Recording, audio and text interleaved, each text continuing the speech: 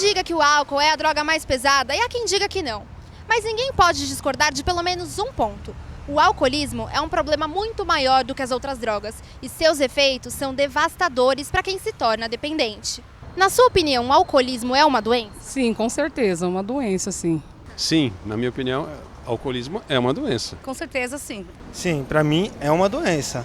Com certeza. E você acha que o álcool é a porta de entrada para outras drogas? Também, com certeza é o princípio de tudo. Com certeza, é uma outra porta de entrada para outras drogas, sim. Para partir para outras drogas, isso daí fica bem fácil. Sim, com certeza, também considero isto. Com certeza, porque uma coisa vai puxando a outra e vai destruindo cada vez mais. E se não tiver o apoio da família, a pessoa ela não tem como achar uma saída também. Álcool é o tema que o pastor Denis Munhoz e seu convidado abordarão no programa de hoje. Não perca!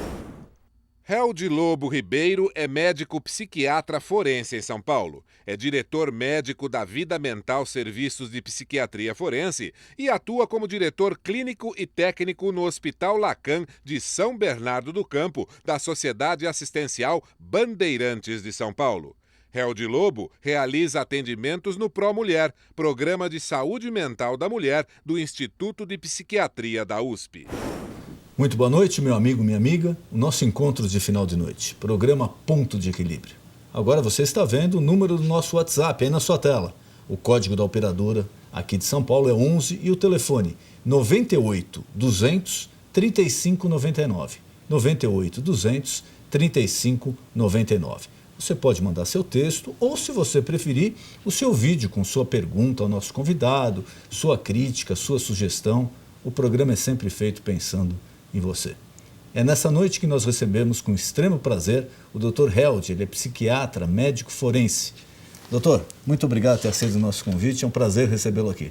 Boa noite, pastor, mais uma vez, obrigado pela oportunidade de trazer conhecimento de saúde para os seus telespectadores. Doutor, queria que o senhor passasse um pouquinho para o nosso telespectador, primeiro, qual é o papel? Qual é o papel, o seu papel profissional? Como ele é desenvolvido, em qual área? É mais ligado a quê, doutor? Certo. Eu, como médico especializado em psiquiatria e na psiquiatria dessa interface entre saúde e justiça, que é a psiquiatria forense, eu faço avaliações de pessoas que tiveram dúvida em relação ao seu comportamento para esclarecer para a justiça se elas cometeram atos falhos de maneira consciente ou de maneira perturbada.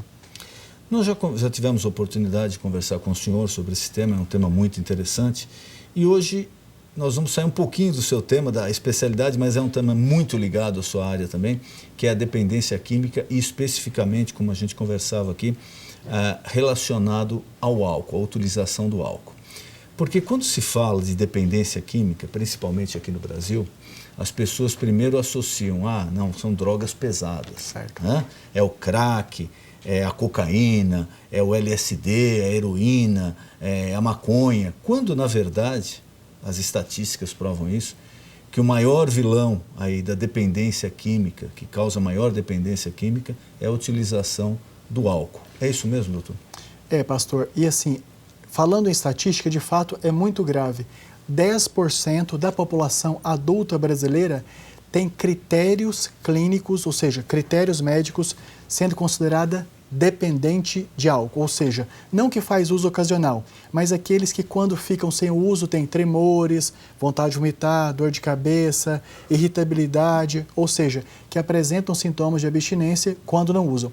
Enfim, num país que tem aproximadamente 160, 170 milhões de pessoas adultas, 10% desse contingente é de fato uma população muito grande comparada ao uso de outras drogas. Quer dizer, nós estamos falando aí só nesses números, aqui no Brasil, em termos de 16 a 17 milhões de pessoas que já apresentam essa característica. Não é aquela pessoa que bebe esporadicamente, é que já apresenta essa certa característica ligada a uma dependência, é isso? Exatamente, pastor. E em função disso, passam, então, com esse diagnóstico médico, a ter uma série de intercorrências, tanto na vida profissional, como falta ao trabalho, dificuldade para executar as atividades do dia a dia de maneira apropriada, problemas familiares relacionados à agressividade ou à impossibilidade de atender a família em questões emocionais, financeiras e também 90% das mortes violentas, ou seja, aquela morte que acontece desde cair do andaime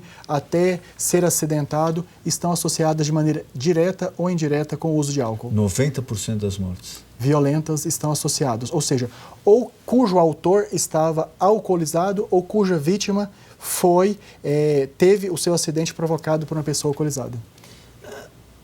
Aí a sensação que a gente tem é isso, o álcool ele é mais aceito pela sociedade. Por quê? É uma droga legalizada, tributada, qualquer pessoa maior de idade pode entrar num bar ou num supermercado e comprar livremente, sem problema nenhum. Será que isso, aí já voltando mais à sua área de psiquiatria, será que inconscientemente, por ter essa maior liberação da compra e do consumo, a pessoa não se sente mais à vontade de falar, isso daqui se é liberado eu posso usar, não vai me trazer problema? Perfeito, pastor. E mais do que isso, o valor, o custo da bebida no Brasil é muito baixo. Por exemplo, tem algumas marcas de água... É verdade, em relação aos Estados Unidos e Europa é uma coisa assustadora. Por exemplo, tem recipientes de aguardente, de cachaça, de 800 ml, 1 litro, custando R$ 5, R$ 6. Então, de fato, a bebida no Brasil ela tem um custo muito acessível e que com 10, 15, 20 reais é possível a pessoa tomar até 2 litros de álcool por dia. E a venda em dose, que em muitos países, principalmente nos países da Europa, dos Estados Unidos, é proibida a venda da bebida alcoólica em dose. Por exemplo, não tem aquela história que o camarada para o carro, que é um absurdo, né? Eu já vi isso daqui. A pessoa parar, está dirigindo uma van, um caminhão, ele para, vai até o balcão, toma uma dose lá de aguardente, de conhaque, sei lá do que, engole aquilo lá e volta para o caminhão e vai dirigindo e sai dirigindo. Isso é muito recorrente até por conta do contexto brasileiro, da sensação de impunidade que as pessoas têm de maneira geral e no trânsito pela falta de uma fiscalização persistente. Quando foi implantada a lei seca, muitas e muitas pessoas passaram a não usar nenhuma quantidade de álcool por temor de aplicação da lei das multas. Só porque, provavelmente, nos últimos meses, o senhor não teve contato com nenhuma blitz que estava tratando desse assunto. Não, sumiu, não existe mais. Não existe. Pelo menos pelas regiões que eu costumo circular à noite, eu nunca mais vi. Como as pessoas não têm temor de serem multadas, de serem presas, de pagarem multas, logo isso arrefeceu e essa tendência de continuar usando álcool combinado com direção, que traz um risco para a própria pessoa e para terceiros, de fato, ele voltou a ter uma sensação de possível a todo momento, porque não tem mais fiscalização.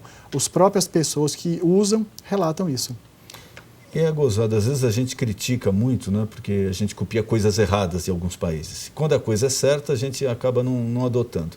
Mas não seria o caso, eu tenho um pouco mais de afinidade com a legislação dos Estados Unidos, americana, a esse respeito.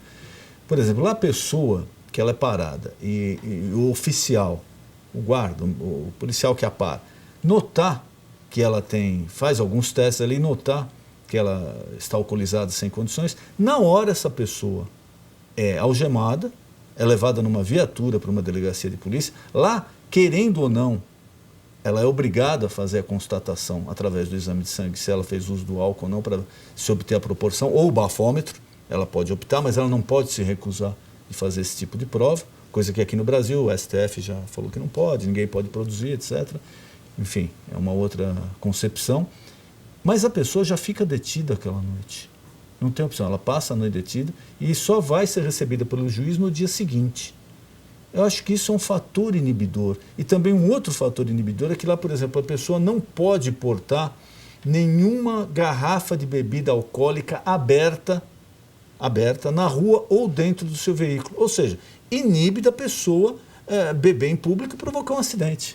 Pastor, perfeito. Quanto mais flexível é o país em relação ao uso de álcool, maior é o número de intercorrências de problemas relacionados ao uso do álcool. E como nós temos uma percepção da sociedade de muita permissividade, de muita flexibilidade em relação às leis, em absoluto, a maior causa de que as pessoas usam tanto e causam tantos problemas é a certeza de não ter impunidade associado ao baixíssimo custo da bebida. Então, são os dois principais fatores causais. Clinicamente falando, tecnicamente falando, Qual é o conceito aqui do Brasil da quantidade de álcool que a pessoa ingere em relação aos outros países? Está dentro de uma média de causar... Eu digo, a pessoa tomou, de repente, 1, 2, 3 copos de cerveja e vai sair dirigindo. Aqui, essa dosagem no Brasil, ela está mais ou menos de acordo com a internacional? Ela está de acordo com a internacional no papel. O que está diferente dos outros países é o processo de acompanhamento, fiscalização e, especialmente, continuidade da fiscalização.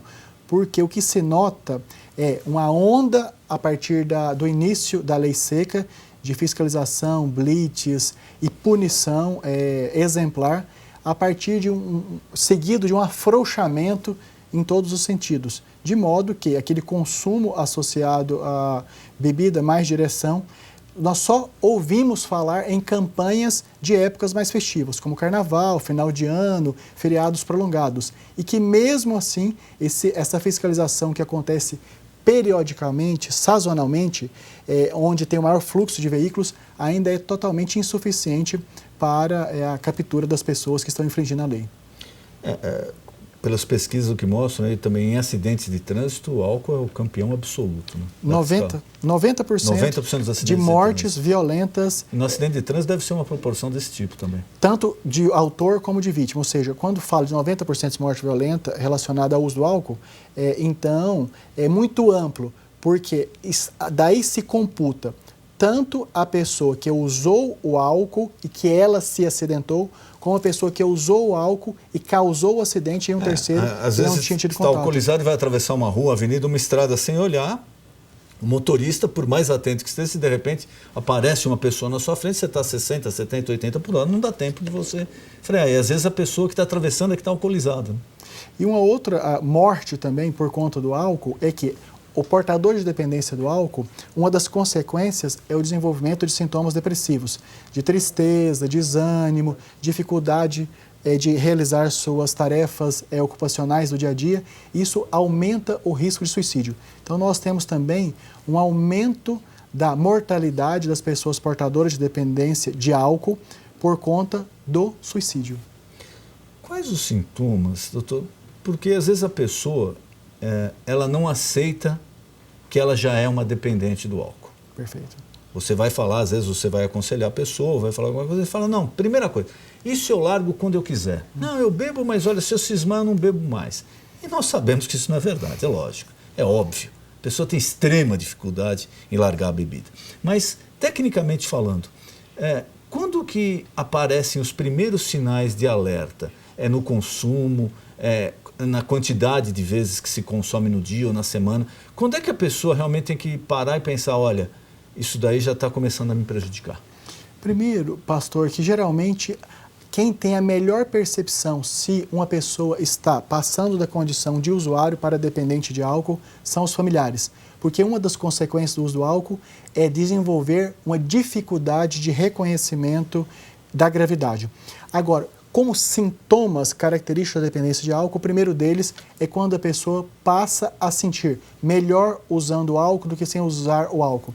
É o que a gente chama de tolerância e abstinência. Ou seja, no uso do álcool, na busca da sensação prazerosa, quando precisa de quantidades e vezes em maior número, ao invés de tomar uma dose, 2, 3, para ter a mesma sensação de alegria, de satisfação, de diminuição de vergonha. Quando precisa tomar, ao invés de só à noite, 2, 3 vezes por dia, isso é tolerância.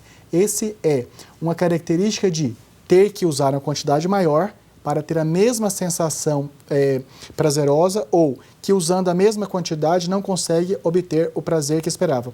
E um outro critério são os sintomas físicos, ou seja, quando a pessoa diz que quando amanhece está tremendo, com vontade de vomitar, com dor de cabeça, com desconforto físico. Aquela chamada ressaca, né? Mas que quando usa uma dose para rebater, ele se sente melhor. Então, tecnicamente, a busca da caracterização como dependente químico é quando, essencialmente, a pessoa precisa cada vez mais usar mais para obter o mesmo prazer ou que sente falta da substância a ponto de sentir melhor usando do que sem usar. E, num segundo momento, confirma-se a dependência quando passa-se a substituir o trabalho, as relações familiares, as diversões pelo uso, recuperação e busca de maior quantidade de álcool. Teve uma pesquisa realizada alguns anos atrás, se eu não me engano, em Diadema, que devido ao aumento da violência, tudo foi estabelecido que os bares deveriam fechar, acho que 8 da noite ou 9 da noite, não poderiam ficar abertos depois desse horário. E caiu drasticamente o índice de violência na cidade. Muito, muito. E uma das entrevistas que as autoridades lá deram falava o seguinte: geralmente era aquele período que o indivíduo sai do trabalho e ele, ao invés de ir para casa, ele para no bar e ele vai tomar.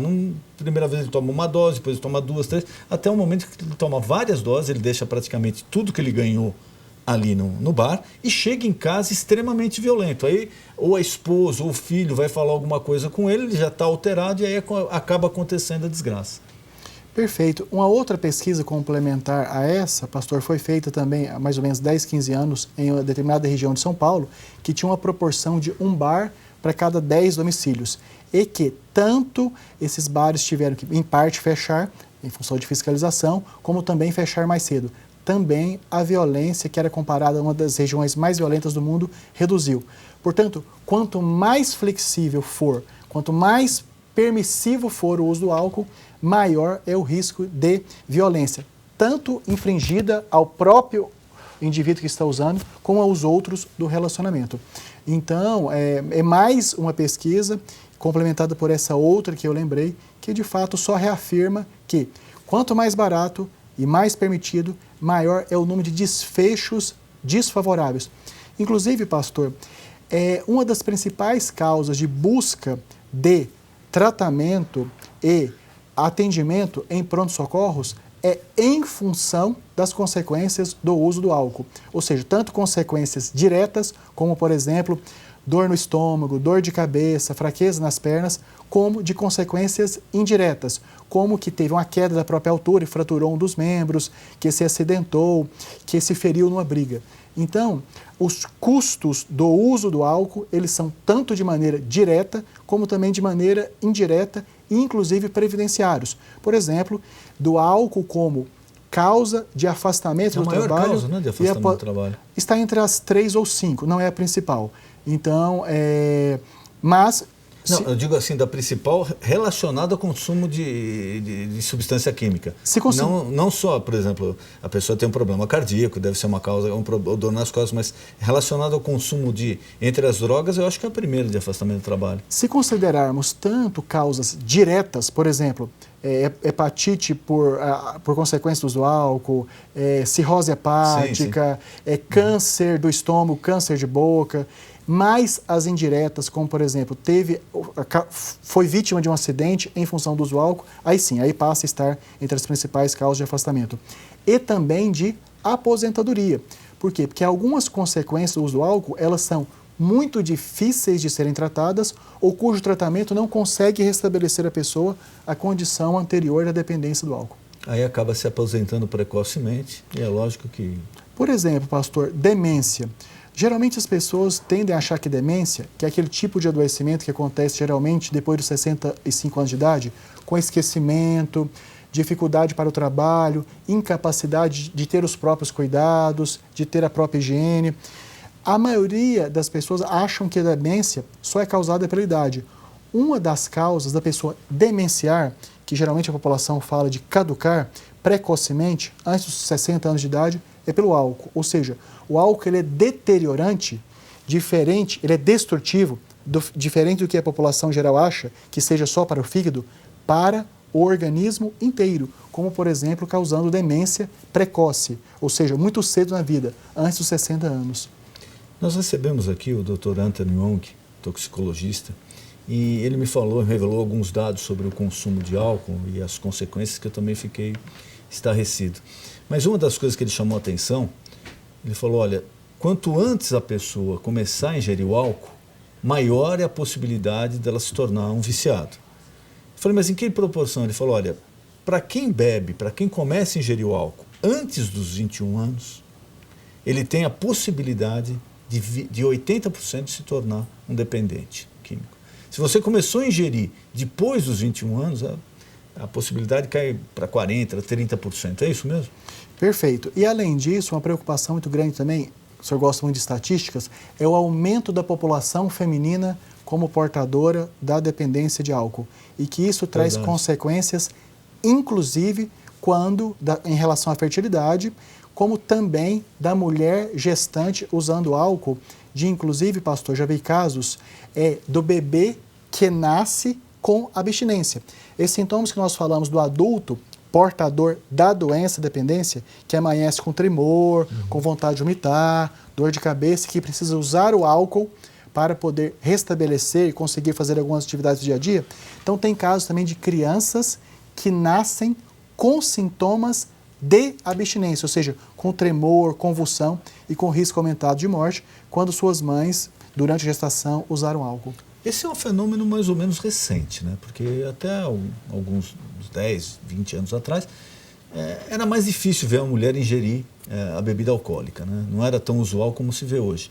Isso também está relacionado ao fato da mulher estar trabalhando fora, está tendo praticamente a mesma responsabilidade que o homem no casal, ela está se envolvendo mais em problemas fora de casa. Será que está relacionado uma coisa ou outra? Essa claramente é uma das causas reconhecidas, mas como também do tabaco, o uso de cigarro comum. A população feminina usando o tabaco também aumentou comparativamente ao aumento dos homens, ou seja, o gênero feminino está proporcionalmente tendo um crescimento do uso das drogas de maneira geral, especialmente álcool e tabaco, e cuja uma das explicações é essa maior participação nos meios sociais e sendo também consequência do estresse pelo acúmulo de mais atividades que não faziam parte e que passaram a fazer nas últimas décadas.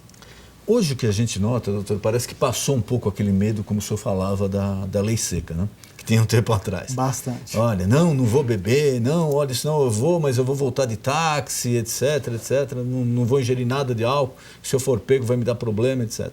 Parece que isso hoje acabou. Mas a legislação brasileira, como ela está encarando hoje o problema, se pegar a pessoa, qual a quantidade permitida e mais ou menos, essa tecnicamente, ao que equivale essa quantidade? Seria mais ou menos a descrição e o ordenamento na lei, eu entendo que ele está perfeito.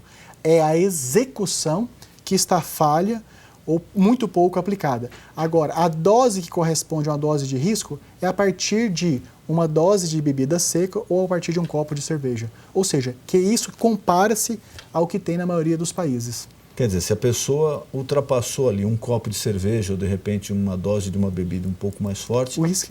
Uísque, ou vodka, etc., ou conhaque, ela já se enquadra...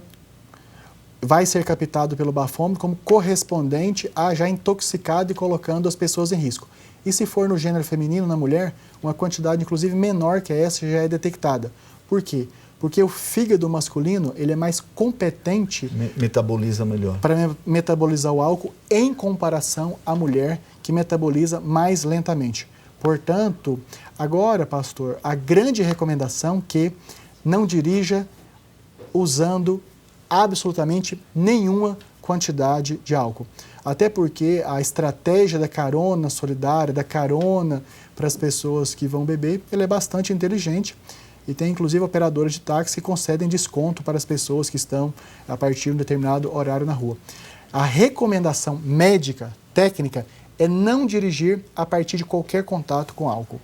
E aquela história do, eu sou forte para beber. Para mim, olha, isso daí não funciona, não. Eu posso beber 2, 3, 4 cervejas, eu posso tomar 3, 4 doses de uísque, para mim não faz efeito. Conversa mole? Conversa mole, está muito mais na vaidade da pessoa, porque até pode ter uma pessoa que tem uma característica física diferente da outra, de ser mais forte, ser mais alto, e logo ter um fígado mais competente ou menos competente para a metabolização do álcool. Mas, de maneira geral, numa população de um mesmo país, com a genética aproximada, não tem mais fortes e mais fracos em termos de fígado. Ou seja, todos estão susceptíveis, todos estão em risco. Eu queria um conselho do senhor para duas coisas. Nosso telespectador que está nos ouvindo agora, para quem já se conscientizou, apesar de não confessar, porque a pessoa sabe que ela tem um problema. Ela só não fala, mas ela sabe que ela tem. Qual seria a orientação que o senhor passaria a ela em termos de tratamento, em termos de conscientização para quem tem esse problema e tem vontade de resolver? E aos pais também. Qual a orientação que deve ser passada ao filho adolescente para evitar esse tipo de dependência? Em relação à procura do tratamento, como se trata de doença, sempre a orientação é a busca de uma avaliação médica, até porque, além de verificar se tem os critérios diagnósticos de dependência de álcool, também já nesta oportunidade avaliar como está o fígado, como está o estômago, como está os exames físicos de maneira geral. Porque muitas vezes, quando a pessoa, mesmo resistindo que é dependente ou não, consegue ver de maneira objetiva as alterações laboratoriais, as alterações que tem no exame, isso pode ter uma forma de sensibilizá-lo a aceitar o tratamento. O tratamento da dependência de álcool, ele é um pouco inespecífico, ou seja, não existe uma medicação específica, como antibiótico trata a infecção de garganta, não tem uma medicação que faz a cura da dependência de álcool. Tem duas medicações no mercado, que é o Sulfiram e a Naltrexona, que em parte ajudam. Do ponto de vista da saúde, o tratamento da dependência do álcool deve sempre envolver o médico, o psicólogo, o assistente social e, logicamente, a gente sempre está aberto ao apoio externo de instituições religiosas, de grupos de ajuda mútua, como o Amor Exigente, como Alcoólicos Anônimos. E, em relação à atuação que pais devem ter em relação a filhos adolescentes, é estar o mais próximo possível deles. Não há uma outra solução de ter o contato e a observação mais próxima do que ter tempo para os filhos. Doutor, nosso programa está acabando. Eu queria agradecer mais uma vez a presença do senhor e colocar à sua disposição algum tema que eu não perguntei, algum recado que o senhor queira passar ao nosso telespectador. Por favor, fique à vontade. Perfeito, pastor. Então, é só gratidão em termos da oportunidade de orientarmos as pessoas que álcool traz consequências diretas para o próprio indivíduo, para a sociedade, para terceiros e que, infelizmente, temos uma população, temos aí milhões de pessoas dependentes e que, felizmente, tem tratamento a partir da disponibilidade da pessoa e do apoio familiar rígido para que possa ser tratado e a pessoa ter a continuidade da sua vida. E quanto mais cedo isso acontecer, melhor. Porque muitas vezes, como falado anteriormente, a pessoa vai reconhecer ou a família vai reconhecer que deveria tratar quando a pessoa já está demenciada, aposentada e incapaz para atender às necessidades da vida. Muito obrigado, foi um prazer receber o senhor aqui. Todo meu. O nosso encontro de final de noite, programa Ponto de Equilíbrio. Boa noite.